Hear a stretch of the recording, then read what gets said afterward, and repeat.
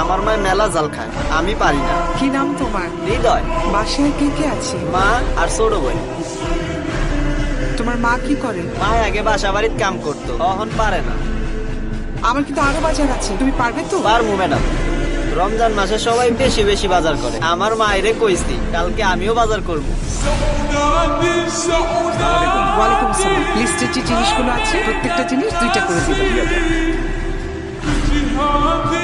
Wow মা, ঈদের জন্য আমাকে ড্রেসটা কিনে দাও না।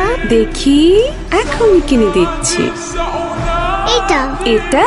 হ্যাঁ। এই ড্রেসটা পরলে তো তোমাকে একটা অ্যাঞ্জেলের মতো লাগবে। ওরে বাবা। মা, অ্যাঞ্জেল মানে কি? অ্যাঞ্জেল মানে জানো না? অ্যাঞ্জেল মানে তো পরি। মা, আমি কি পরি হতে পারবো না?